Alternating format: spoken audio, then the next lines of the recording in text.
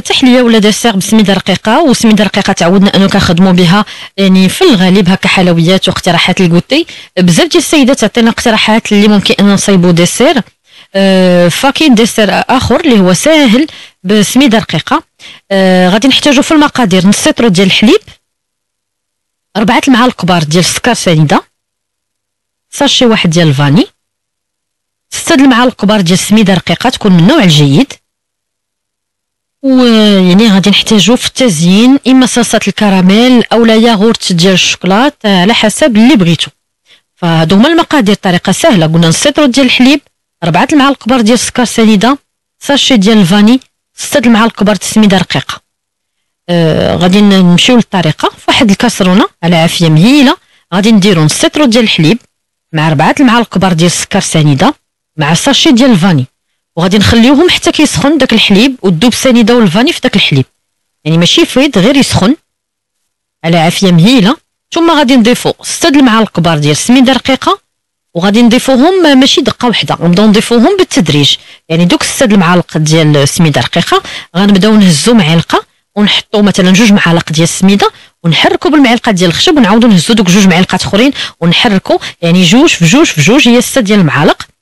نبداو نهزو 2 معالق ديال السميده رقيقه وحنا كنحركو، ونزيدو عاوتاني 2 ونحركو. المهم السميده رقيقه ما نديروهاش دقه واحده، ونبقاو نحركو يعني بحال كيف كنديرو في المهلبيه او فاش كنزيدو النشا باش ما يعني نتكورش لينا. باش هذا ضروري انه نبقاو نحركو، ودائما عافيه مهيله، وكنحركو بالمعلقه ديال الخشب، ما كنتوقفوش على التحراك تقريبا واحد 4 5 ديال الدقائق حتى كنشوفوا داك القوام ديال هذاك الخليط يعني ولا ثقيل شويه.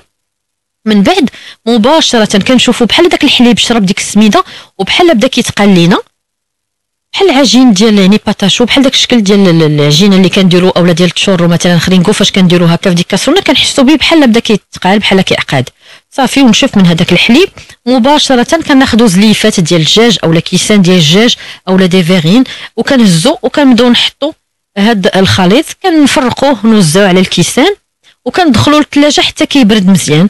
ملي كنخرجوه لكم الاختيار، اما ما نعمروش كامل هذوك لي فيغين، يعني ما نعمروهمش حتى الفم ديال الكاس، يعني نديرو غير الثلث من هذا الخليط ديال الديسير ديال السميده رقيقه. والفوق ممكن على انه اما نصايبوا مثلا يعني اللي بغيتو، يعني ممكن على انه ندخلوهم الثلاجه حتى يقبطوا راسهم مزيان ويعني يشدوا يعني يعني يشدوا الشكل ديال الكاس، ونصايبوا حنا الفلون ديال الشوكولات اولا اي فلون بغينا كراميل فاني. ومن بعد نخويو على هاد الكيسان كتبقى من الفوق ونخليوها كتقبط راسها مع الكاس باش كيجينا 2 طبقات. كيف ممكن اننا نديرو ياغورت الشوكولات العادي، نشريو ياغورت الشوكولات او نصايبو ياغورت الشوكولات، راه عطينا بزاف المره يعني الطريقه ديالو غير الحليب والشوكولات والنشا. وملي بدا يعقد لينا بنفس الطريقه وكنديرو كتبقى من الفوق، اولا ممكن نديرو ياغورت الشوكولات هكا نشريوه ونحطوه كتبقى من الفوق يعني في الوجه ديال كل كاس. ممكن نديرو الشونتي تبقى من الشونتي ونرشو بصلصه الكراميل ونرشو بالمكسرات اللي عندنا. ممكن على اننا نديرو كريمه ديال الحامض اولا كريمه ديال الليمون. بالنسبه الكريمه ديال الليمون غادي ناخذ كاسرونه نديرو فيها كاس ديال عصير الليمون، قشور ديال الليمونه محكوكه، معلقه كبيره ديال النشا، 2 معالق كبار ديال يعني السكر سنيده، وغادي نديرو مع عافيه مهيله ونبقاو نحركو حتى كيعقد لينا هذا الخليط. يعني كريمه ديال الليمون نديرو فيها كاس ديال عصير الليمون، قشور ديال الليمونه محكوكه، 2 معالق كبار ديال السكر سنيده ومعلقه كبيره ديال النشا عامره ديال النشا. يعني بغينا نديرو كريمه ديال الليمون غادي نعقلو، يعني غادي نحتاجو الليمون كاس ديال عصير الليمون وقشور ديال الليمونه محكوكه، وغادي نحتاجو الحلاوه على حسب الذوق معلقه 2 معالق ديال السكر. غادي يبقى لينا ديك معلقه كبيره ديال النشا تكون عامره هي اللي كتعقد لينا الكريمه. بغينا نديرو الكريمه ديال الحامض نفس الطريقه، نديرو كاس ديال عصير الحامض وقشور ديال الحامضه محكوكه ونحليوه بالسكر على حسب الحامض كيبغي شويه ديال الحلاوه، 3 ولا 4 المعالق ديال السكر، ونديرو معلقه كبيره ديال النشا. دائما العواصير مع القشور ديالهم نحليو بالسكر ونزيدو ديك النشا، ديك المعلقه ديال النشا عامره هي اللي كتعقد لينا هذاك الخليط. وكنديرو هادشي على عافيه مهيله حتى نخلطو كلشي في كاسرونه وعاد نديرو على عافيه مهيله ونبقاو نحركو بالمعلقه ديال الخشب حتى كيعقد لينا. وخارج العافيه ديك الساعه كنزيدو 2 معالق كبار ديال الياغورت مسوس باش كيعطينا واحد لابغيونس مختلفه 2 معالق كبار ديال الياغورت مسوس كنزيدوهم على هاد الكريمه ديال الليمون خارج العافيه. ملي كنطفيو عليها هاد الكريمه، ملي كنطفيو عليها العافيه كنحيدوها من فوق العافيه وكنزيدو 2 معالق كبار ديال الياغورت مسوس، وكنبقاو نحركو بطريقه سريعه باش ما يتخترش لينا داك الياغورت، لانه تيكون هو بارد يعني تيكون دافي، وملي كنزيدو على السخونيه داكشي علاش خصنا نحركو باش يتخلط معاه مزيان، وكنحصلوا على واحد الكريمه اللي القوام ديالها زوين، اللي ممكن نديروها طبقه من الفوق ديال هاد الديسير ديال السميده رقيقه.